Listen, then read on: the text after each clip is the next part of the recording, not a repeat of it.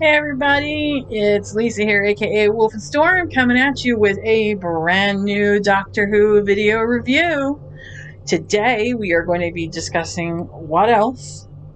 The Revolution of the Daleks, the Doctor Who festive special that came out New Year's Day this year. You're probably wondering why I waited so long to do this, considering it's been 8 days since the special came out. Well, like I've said in my previous videos, I have children, and my children take priority with this laptop because they have school. So, this was the first day I had where they were not surgically attached to the laptop all day. So here we are. Before we get into it, I really do want to make this one short. I don't want to go into another hour-long thing because I don't really have that much to say about the special anyway. Just a little bit of the usual business. If you want to help me keep on keeping on, please do hit me up on my social media links on Twitter and Patreon in the description. And if you want to see more of this awesome content on YouTube, I need those views, people. I need those views. Hit that like button, smash that bell for updates right there.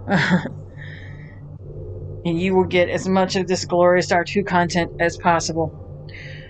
Now, when I was on the panel with Noel, I said that beyond this video, I was also going to be doing a review for Cobra Kai, which is also coming up. Might be tomorrow, because I'm literally, the weekend is the only time I have to do this stuff. And later on this month, we're going to be, as soon as I get All Flesh is Grass and Echoes of Extinction. I forgot to mention that in my last video, Echoes of Extinction. Stupid, how could I do that? So, those are the two pieces left for Time Lord Victorious, All Flesh is Grass and Echoes of Extinction, both which are set to come out at the end of this month. So as soon as I get my hands on that and get that read and listened to, we will have our final Time Lord Victorious review. To see how all these stories kind of come together, how the story finally ends, and whether or not they were able to stop the 10th Doctor from committing wholesale destruction to the timelines and reality itself. But beyond that, there is really not much else to say in Doctor Who news. The only thing we know for certain is that the show at the moment was in the middle of filming for its truncated 13th season, but again, because of worldwide things, there's been another lockdown in the UK, a very strict one, so they've had to stop production for a little while. I think not too long this time, but I think they might have to chop another couple episodes off the end. Before it was supposed to be 8 episodes and a special, and now I think it's going to be chopped down to like 6 or 7 episodes and a special. Because they are swiftly running out of time to film all these episodes and the special for a fall-autumn release. So they're kind of on a ticking clock. Also, biggest news. Now, mind you, the only reason I am mentioning it is because I don't typically like to mention rumors because they're rumors and I don't like to get shit started online. But this one I'm gonna have to say it because it is the most substantiated rumor we have, mostly because they literally did a news feature on this on BBC One. So if it's on television, I mean, and they're talking to BBC executives about it and people involved with Jodie herself, you know, it's not just some bullshit started by random people. This has got some actual legs to it. Yeah, right there. This started out as a feature piece in The Mirror, which is a UK magazine. I know they would probably call it a rag. Detailing the big bombshell news that Jodie has decided to depart from her role as the Doctor at the end of Series 13. In the article, it says that she is going by the 3 seasons and done rule, apparently, that she seems to think all the Doctors in here too, which is bullshit, because that's not true. I'm not saying that some of the Doctors haven't done 3 and left. A few have, but it's not a tried and true rule. Quite a few of the Doctors have left before 3 years or stayed far longer after 3 years. But she, for some reason, has decided to obey the rule to leave after 3 series to move on to other projects. The article also says that while she is leaving, Chibnall is not, because I think he has a 5-year contract. God help us. Because really, even with Jodie leaving, that does not mitigate the problem. Jodie was not fit for the role. Just that role. I'm not saying that she's not a good actress. In Broadchurch, she's fantastic. In Black Mirror, she's fantastic.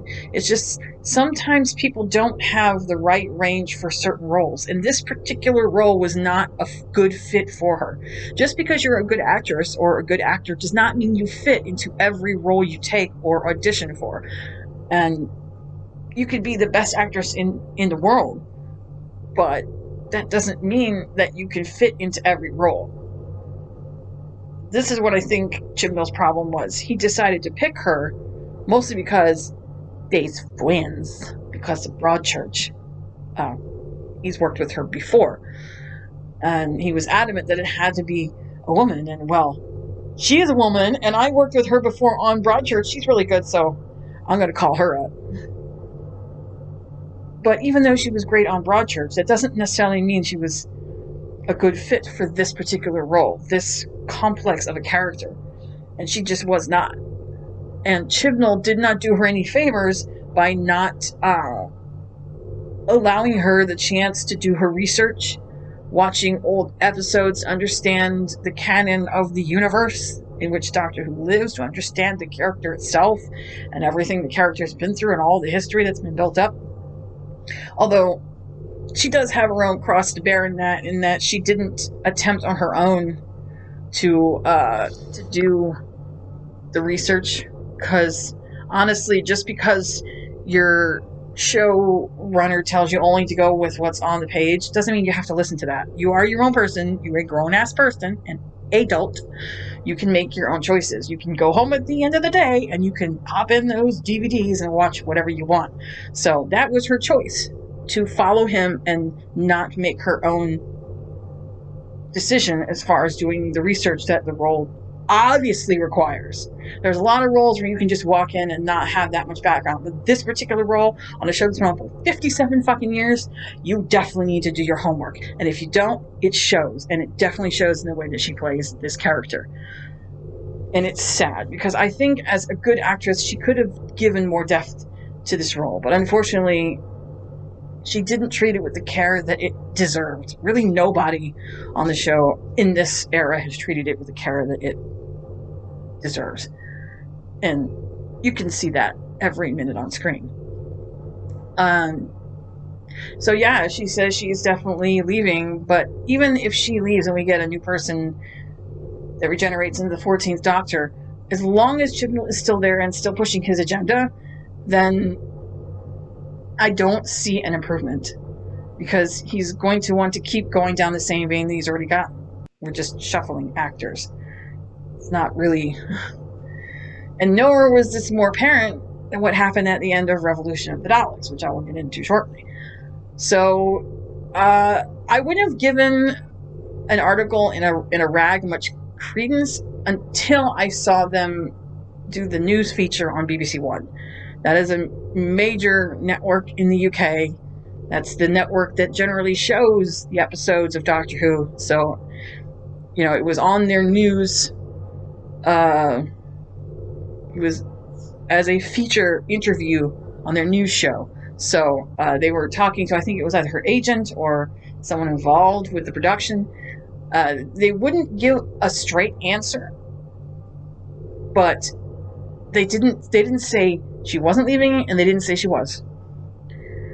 But the fact that BBC One had to have this interview at all lends this thing some definite legs. And it has blown up. This is not something that just some random, not my doctor or whoever the hell on Twitter or YouTube put out just to stir some shit. This is actual factual. Looks like she's done. That might help the show in some regard, but as I said, as long as Chibnall is still there in charge, I don't think it's going to make that much of a difference, because he's still pushing to run the show the way he wants to run it. And as a result, it's just going to continue to suck until he's gone. Which saddens me, because the show is worth so much more. And can be so much more. We've already seen what the show is capable of with Russell, and in a lot of ways with Moffat as well. To watch it go down this, this cliff hurts my heart. But, yeah, so everybody's kind of rejoicing, sort of, at the fact that she's gone, but at the same time,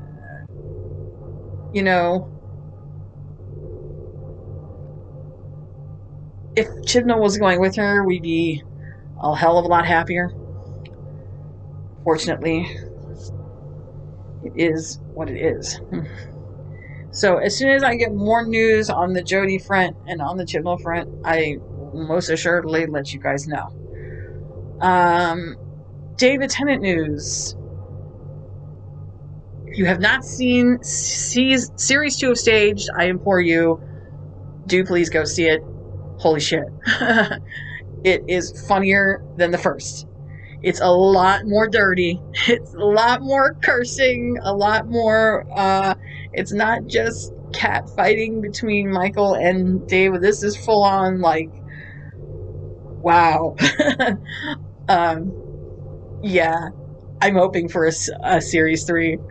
But there's only so far, I think, that you can take this type of show. But however, now that they're back in a full lockdown, I know they were wondering whether or not it was wise to do a Series 2, because the situation worldwide is different than it was when they did Series 1. And they didn't think people would be able to identify with it as much, because the situations now are different. But now that they're going into more firmer lockdown, was it Tier 5 or something? This might give them more time. I know that David is still attempting to finish filming his episodes of Around the World in 80 Days. I don't know how far in they got before things went up again. I mean, I know he filmed Stage 2 before.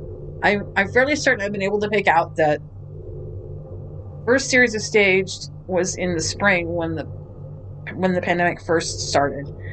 Second series is probably late summer, maybe early fall, because that's when they were saying that he was going back to film. So, to film Around the World in 80 days. So I'd almost say early fall.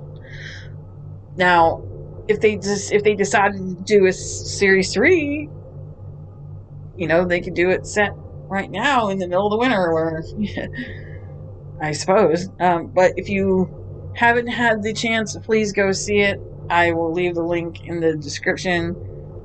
Do please go and see it. It's absolutely hysterical. It's on the BBC iPlayer if you live in the UK. If not, I know you internet aficionados have your ways. So I'll just leave it at that. But apart from Staged Series 2 and Around the World in 80 Days, there's not really all that much to tell. The lockdown has really put a crimp in anybody's ability to do more work. I do know that the play that David was supposed to do back in October has been rescheduled to March of this year. It's called Good. He's still scheduled to perform tentatively in March, but right now, with the way things are, I guess we will.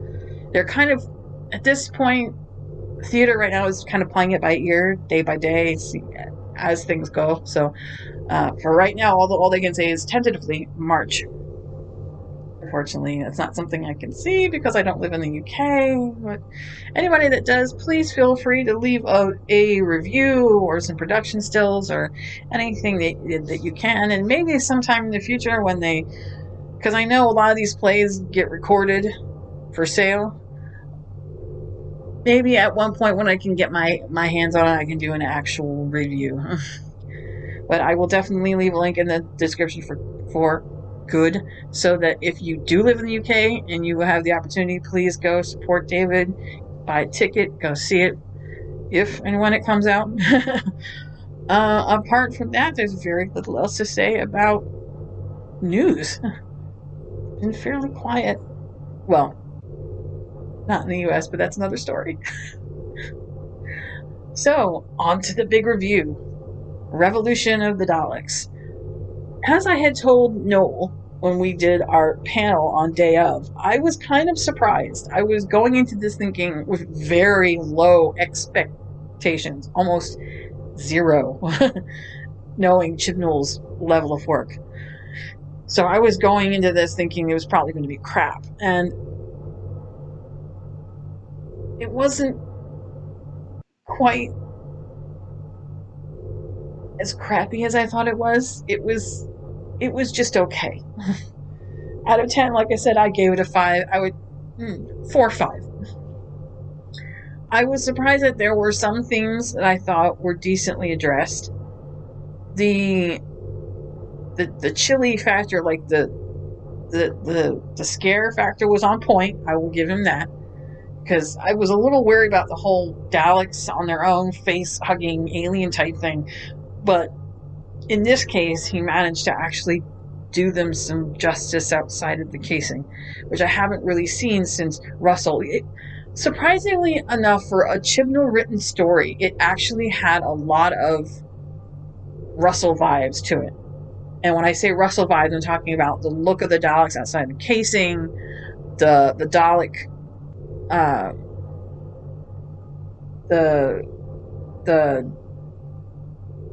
the Death Squad Daleks and their ship. I was so chuffed to see my bronze Daleks back.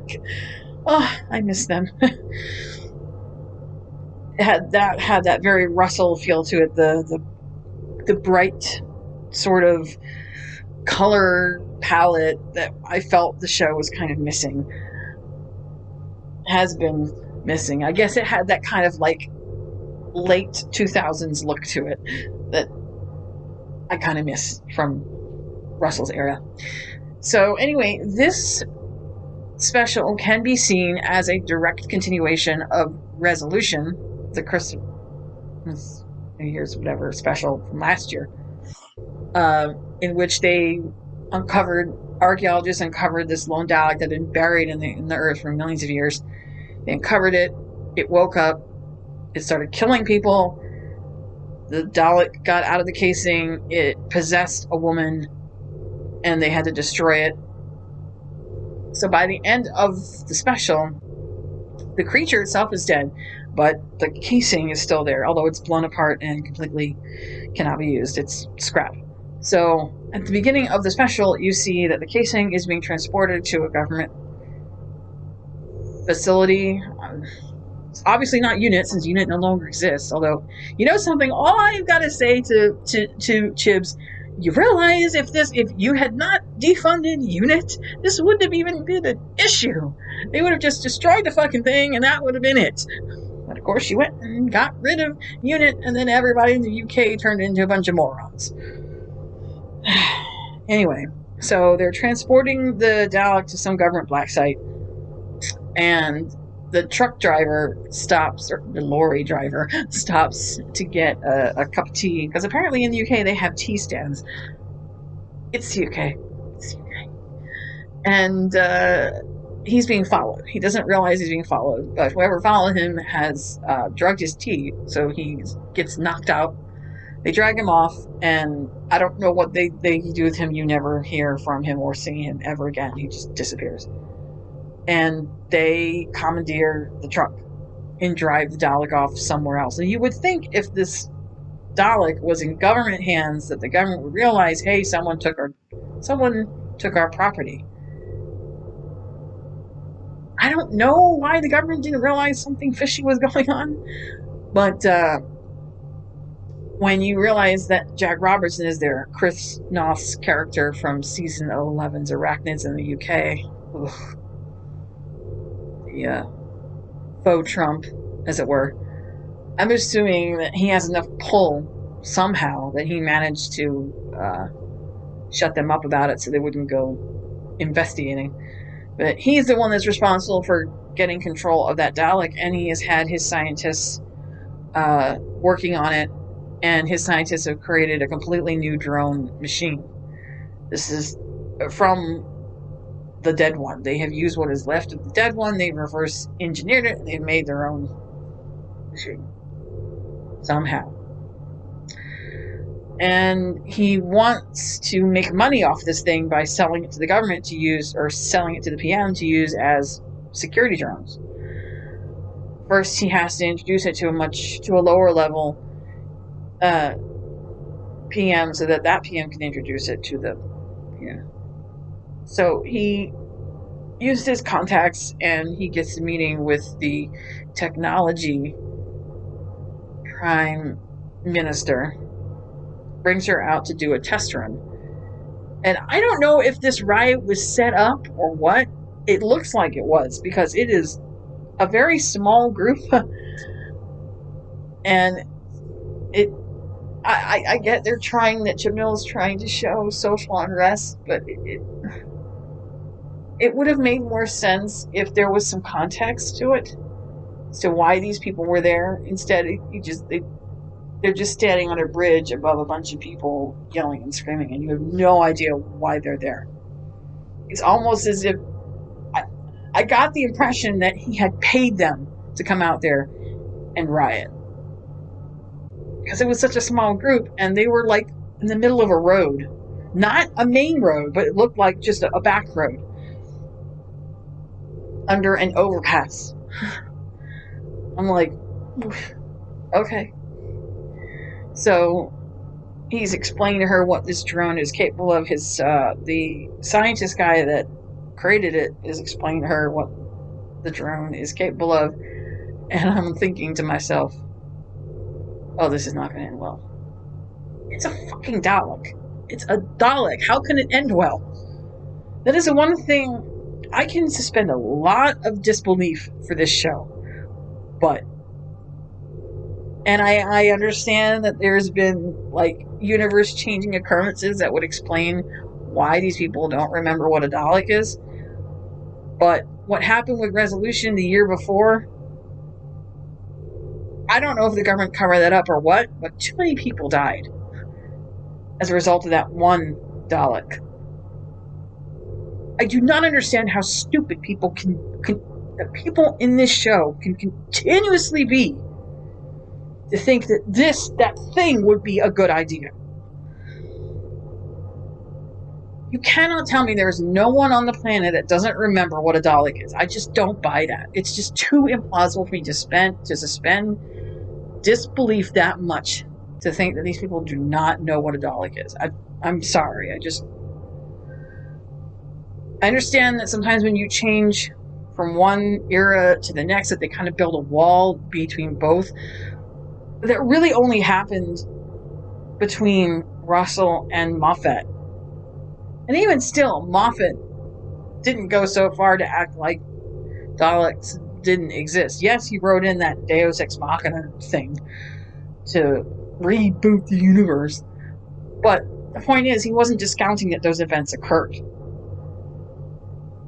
In Chibnall's era, he has not only built a wall between what came before, he's bulldozed over it, covered it with concrete, and lit it on fire. So that it's basically scorched earth. So he can just rewrite the entire history of the show as he sees fit. There's a difference between change and that. And just complete redlining. But anyway, so because there's no Dalek creature inside of it, it won't have the predisposition to hate. So it's programmed through an AI, and the AI tells it what to do. The only thing it can do is shoot water from one of its weapons.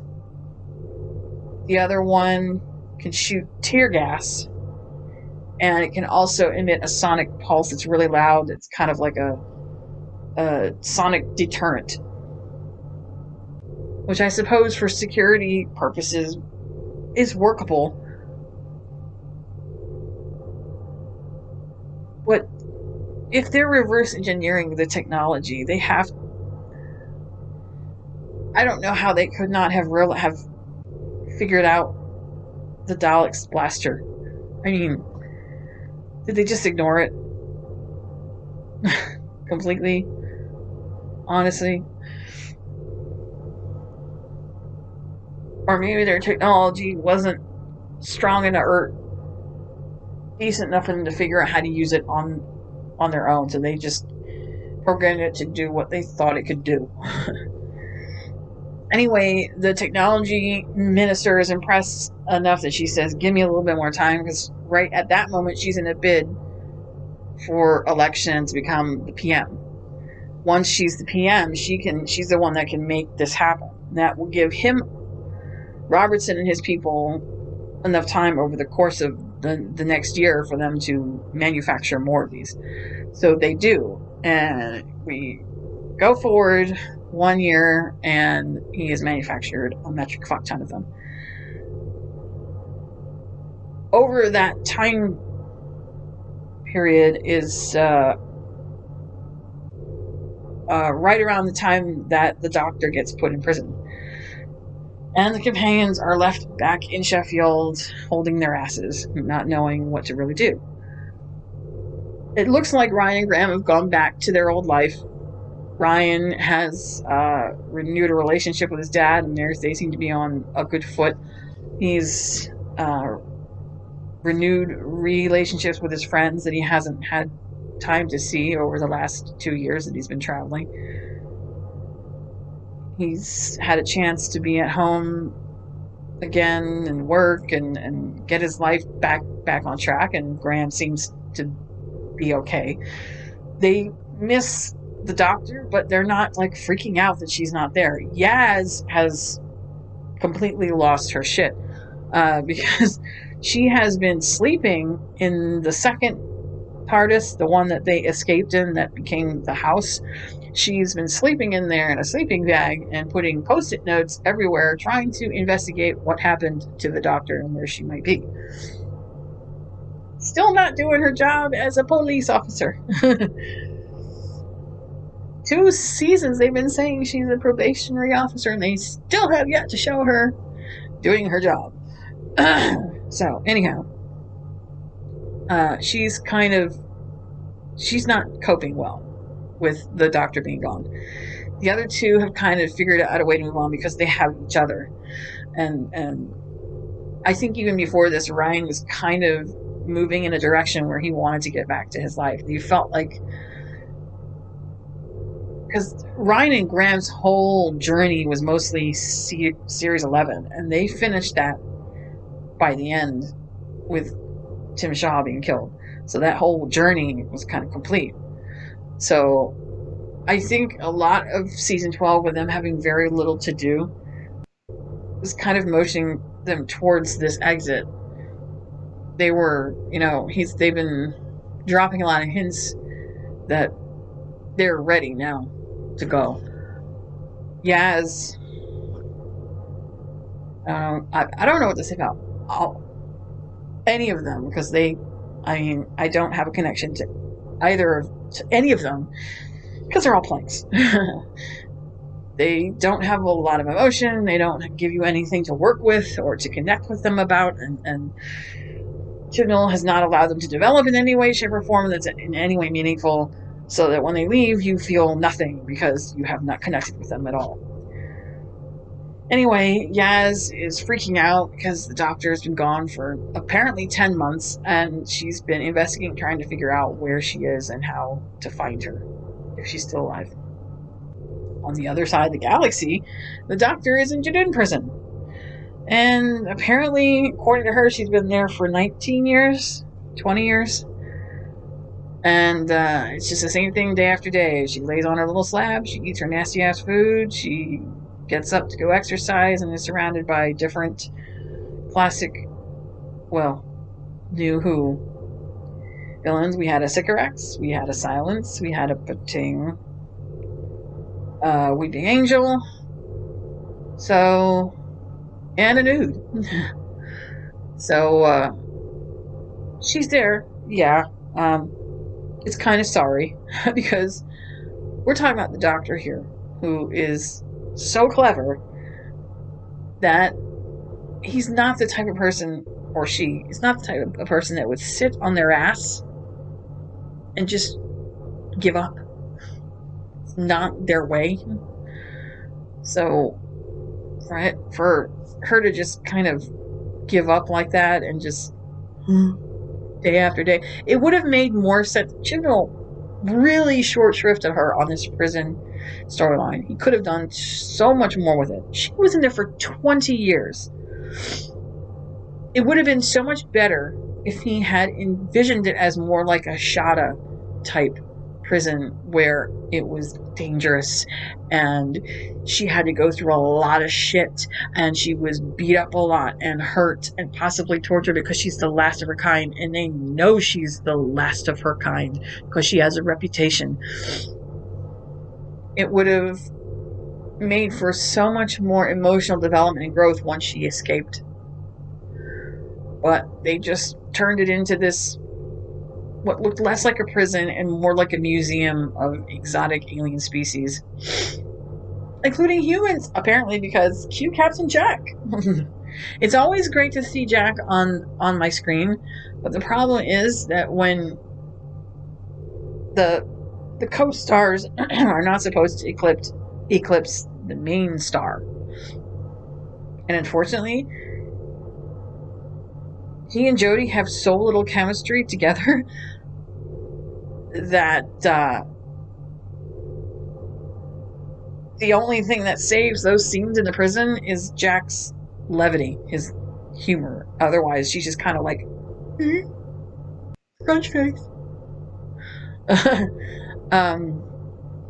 So he shows up. Apparently, he's also been there for about 19 years. He had somehow, because plot, heard that the Doctor had been put in prison.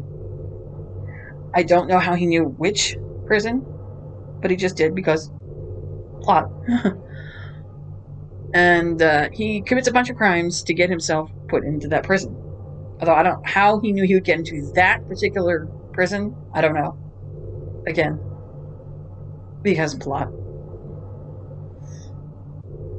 So he also managed to sneak in a time bubble ball thing.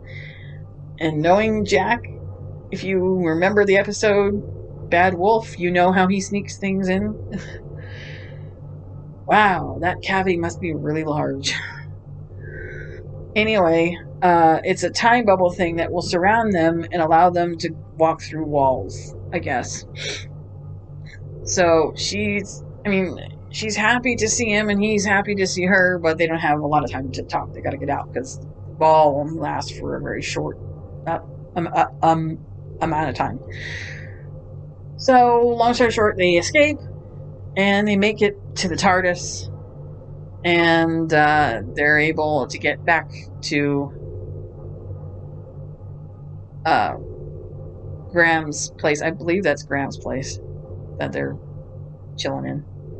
Because just before this happens, Ryan and Graham come to see Yaz because Ryan has a video that was shot during the day of that riot, that demonstration of the Dalek drone, and they show it and go, look, it's a Dalek. We gotta investigate this.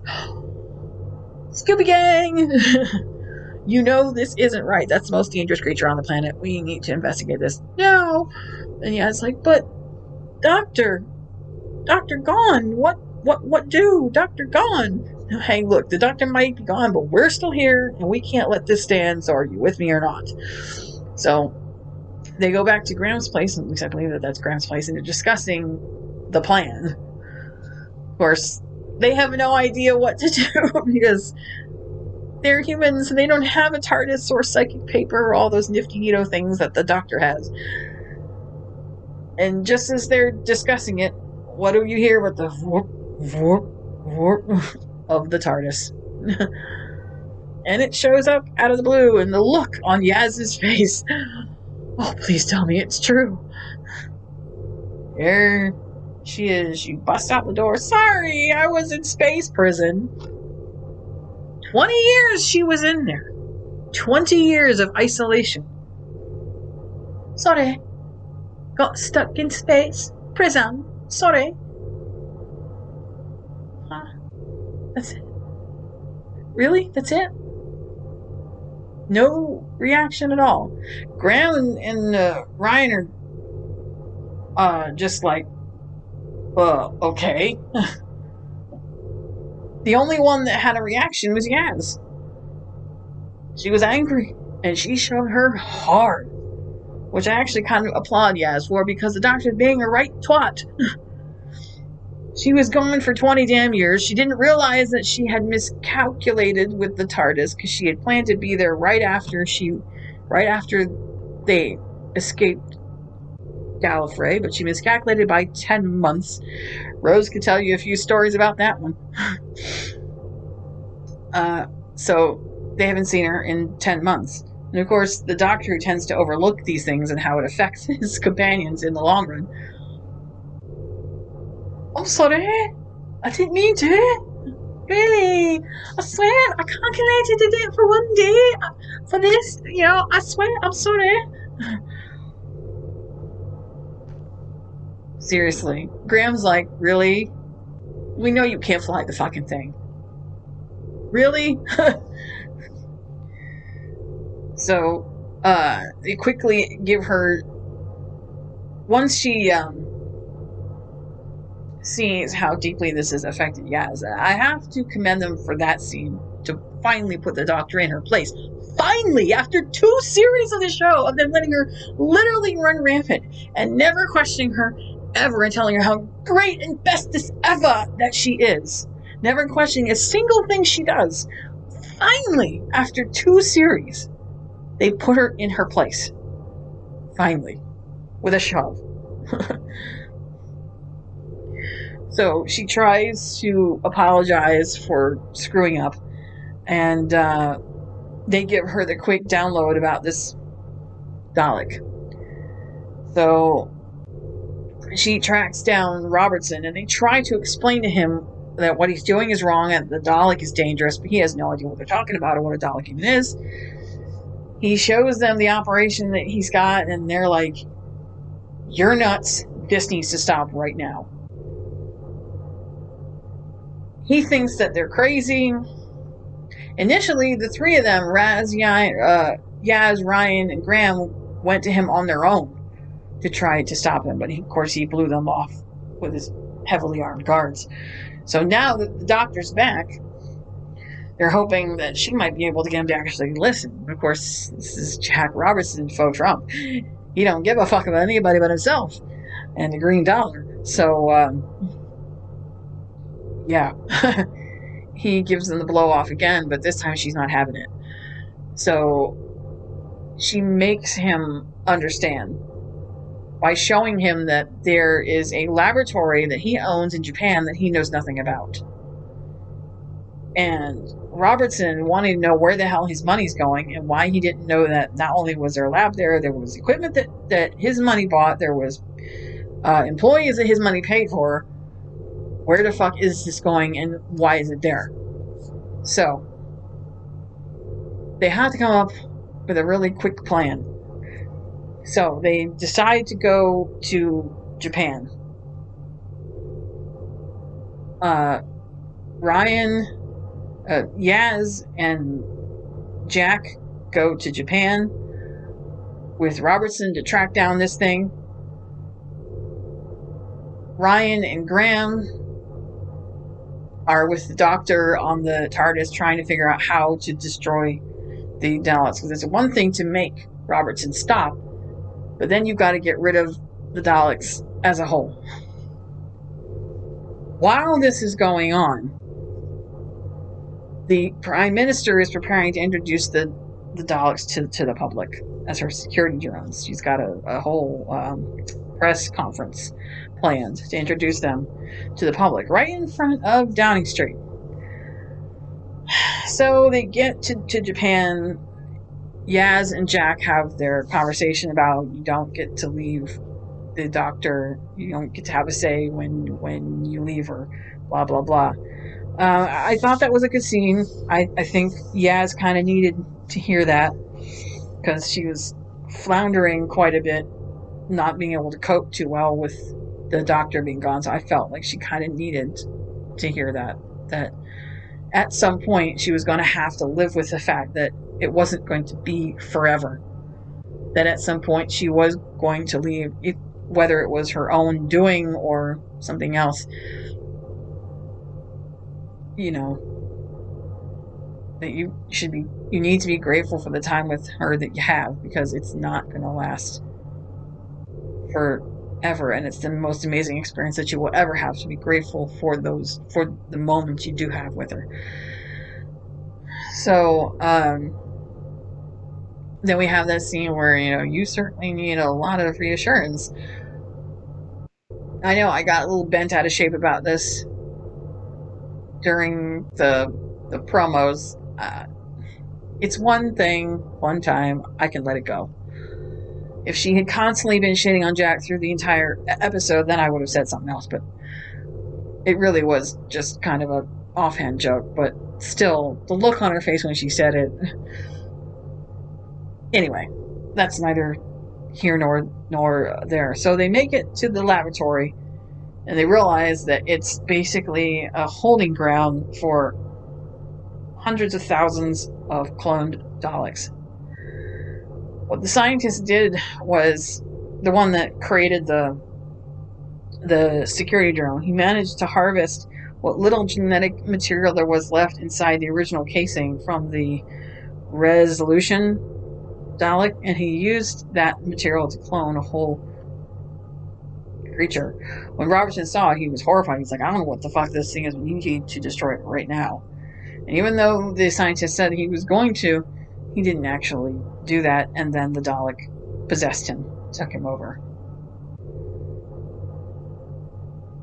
So in that year that it took them to build those things, he has been cloning more Daleks. And so they use he uses the ultraviolet light to transport all the Daleks into the drone casings. And then the scientist is killed. And this happens right as the Prime Minister is giving her speech to introduce the Daleks to the world, or at least to the UK. And they go a little bit wibbly-wobbly crazy and start shooting people. Primarily, the Prime Minister herself gets shot and killed. Look at the surprised face. Shocked face. Not shocked. So now they realize that this is completely out of control, and they need to destroy not only the laboratory, but they also need to destroy these drones before the whole world is destroyed. So Jack and Yaz put a bunch of explosives throughout the entire laboratory, and they destroy the whole place. But not before whatever Dalek was in charge transports Robertson up to the SAS Dalek ship, because while they were destroying the laboratory, the Doctor, Graham, and Ryan were trying to figure out a plan as to how to destroy all these Daleks, the ones that were wreaking havoc. So the Doctor comes up with this ingenious idea that she's going to send a signal out across the vortex to contact Death Squad Daleks, and they're looking at her like, your answer to destroying Daleks is to bring more Daleks? Are you fucking crazy? And I would have thought, yes, you're fucking crazy, but the Doctor never does anything without a reason. And apparently the Death Squad Daleks don't care about humans. Their only objective is to kill impure Daleks. Once that objective is fulfilled, they will probably leave. And even if they don't leave, she'll always figure out a way to get rid of them. So she has to make sure that they don't know that the signal is coming from her, because she is their enemy, and if they know it's her, things will get hairy. So she sends the signal, the SAS Daleks show up, they cut on to the fact there's a bunch of impure Daleks, and they set forth going to kill them. So far, the plan is going okay. But then Robertson winds up on the bridge there where they're confronting all these, where both sets of Daleks are confronting each other, and tries to act like the human intermediary between both sides, saying, I'm here representing the human race, and I'm going to negotiate between the both of you for the protection of the planet. But like, he really cares? No, he doesn't. So they destroy all the impure Daleks, including all the Daleks that are invading the planet, and they transport him up to their ship, which looks exactly like you would expect a Russell T Davies Dalek ship to look. I will give them points for that. And he's commencing basically selling out the human race, because what they didn't realize was happening was that in order to keep the clones fed, all those employees that were working in the lab that mysteriously disappeared and are no longer there, they're all being fed to the Daleks. They're being made into goo and being fed to the Daleks, which will ultimately happen to the human race if the Daleks don't just set about killing them first. So Robertson is pretty much selling them out. The Doctor has to come up with this quickie plan to get rid of them, which involves sending Graham and Ryan onto the ship with Jack to set more of those explosives to at least be able to blow up the ship. And then, but they say to her, what are you going to do with the rest of the Daleks that are already off of the ship? Don't worry, I got this. So Graham and Ryan, along with Jack, they go and they blow up that ship. But of course, they get Robinson off first. That's dealt with. The rest of the Daleks that are not on the ship, that are supposedly going to go after the human race, the Doctor has to take care of herself. The only way she can do that is to come out of hiding and tell them, yes, I'm here, and I'm the one that sent your precious signal, which is what she does. And I will say this much. That plan, this last plan, was ingenious. She took the TARDIS that was the house, and she flew it up into the atmosphere, changed the chameleon circuit on it to make it look like hers, including the inside.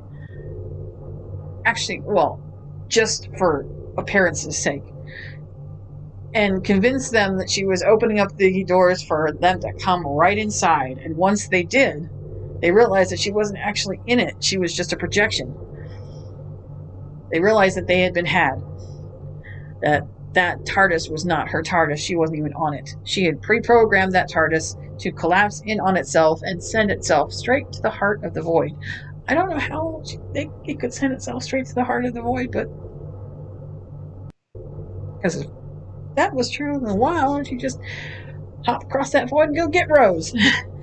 Anyway, and so the TARDIS destroys itself along with all the Daleks inside. Doctor saves the day! Oh, I should mention there were some name drops when Jack was explaining to them that I'm Jack Harkness. I'm immortal because of the Doctor and his friend called Rose, who is not here anymore. She's trapped in a parallel. So he name dropped Rose. The look on Yaz's face.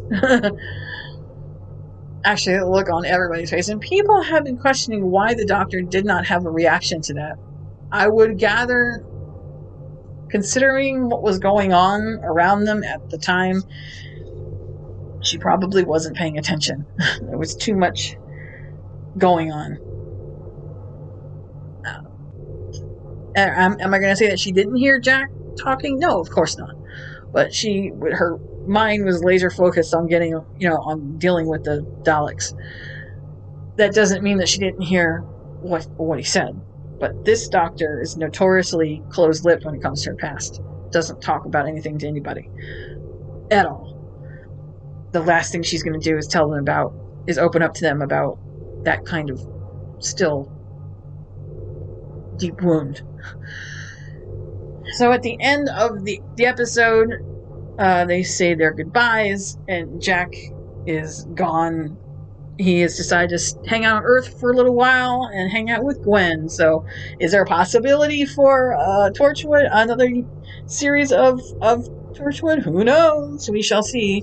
Just so you guys know, if you don't realize it, that was not the original ending that they had intended to show.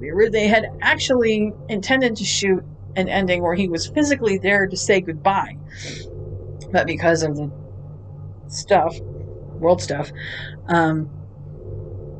he wasn't able to be there to shoot the ending because of lockdown stuff. He was in Los Angeles at the time and could not get a flight out. So they had to do a really quickie edited ending goodbye thing with him where it was over the speaker. I know, it was kind of shitty and kind of stupid, but especially when you consider how hugely hyped that his return was. But oh well. So she's about to they're about ready to go off on the next adventure, as if, the destruction of the world didn't almost happen. And Ryan's like, nah, you know what? I'm good. I got to see my dad and my friends and gone back to work. I think I like my life here. Not that I'm saying that I didn't love having these adventures and travels with you, but you know what? There's so much more that I could do here on this planet, taking care of Earth. So Ryan and Graham say their goodbyes. They decide to stay behind, and Yaz is going off with the doctor. And you get a cute little scene at the end where it's kind of a resolution of that plot thread, the dyspraxia plot thread, which disappeared at the beginning of series 11. Apparently they're trying to resolve it by showing them back on that hill again, and Graham trying to help Ryan learn how to ride a bike. And he does a little bit better with it, but this time, instead of throwing the bike off the cliff, he's kind of resolved that it's okay, and even if he strikes out this time, he's just going to keep trying until, And apparently the doctor this time gave him a party gift, 2 sets of psychic paper. So they can keep on saving the world one psychic paper at a time. And just before the scene ends, Graham's like, I just heard about some troll attack, and, so we got this, right? I want to go investigate. So I guess Graham and Ryan are going to go off to do their own thing. And that is pretty much the end of the episode. And for the UK viewers, got a cute little stinger at the end. It was a little 20-second introduction scene to the newest companion that is going to be entering the TARDIS in series 13, John Bishop. Well, his character's name is Dan. That's all I know. Dan. The actor is John Bishop. Apparently in the UK, he is a famous Liverpudlian comedian who has a very, very strong Liverpudlian accent. I actually went on YouTube and looked up a couple of his videos of him doing stand-up, and holy Christ, is his accent thick. He's understandable to a point, but it's going to be really, really awkward having to strain to understand what's coming out of his mouth. I know a lot of the fans were a bit upset because they wanted it to just be a female-led TARDIS, female doctor, female companion. I don't understand why they feel the need to bring somebody else in, especially somebody that it just feels to me like they're bringing him on for name value and nothing more, because when he comes on there, it's just going to be like, oh, that's John Bishop. Because in the UK is a very well known. So people in the UK, when they see it, oh, it's John Bishop. It's just like when they cast Bradley Walsh. Nothing against Bradley Walsh, but Bradley Walsh is a very well known comedian and game show host. He hosts a show called The Chase over there. So whenever you see him on Doctor Who, you don't really see him as Graham. You're like, oh, it's Bradley Walsh. It's not a good idea to introduce somebody for name power rather than acting ability. There's this little thing that your show is starting to fall when you introduce character out of nowhere at the 11th hour to bring ratings in, and usually that winds up just sinking your ship even further. So I don't know. I can tell you that the ratings turnout for this special was the lowest rated special of all of the festive / holiday specials since they've been doing them. It's 4.68, I think, or 4.69. And I can only assume that the ratings will continue to drop, especially with Ryan and Graham leaving, because for most people who have really strained themselves to keep up with this era against their better judgment, Graham was the only bright spot in a sea of darkness. And with him gone, it's like, well, what else is there really left? So, yeah. That is the special. It was somewhat okay. I will just say it was okay. It wasn't perfect by no means. There was a lot of things that were just illogical. The pacing was all over the place. The emotional responses from the characters just did not hit. Jack stole the show as usual, but he shouldn't do that because the Doctor is supposed to be the main character, not him. That's a problem. That means that your actor playing the Doctor is not strong enough to hold her own scenes.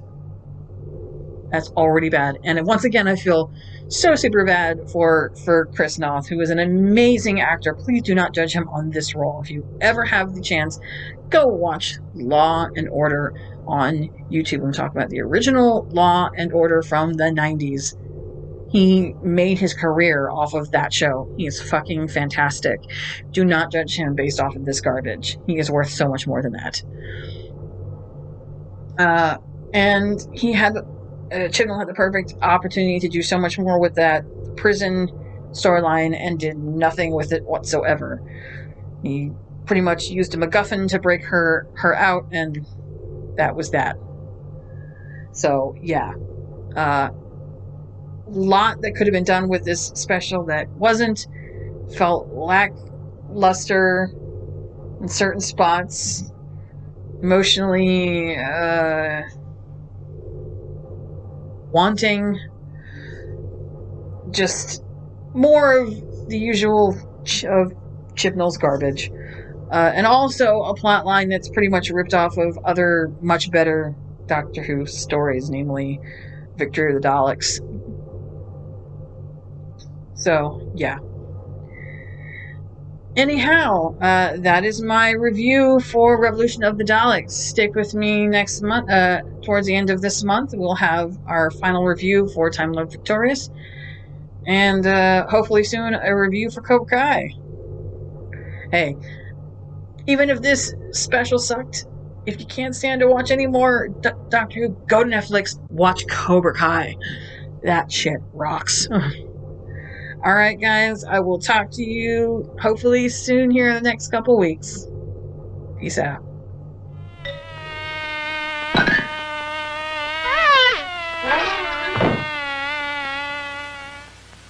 Good night.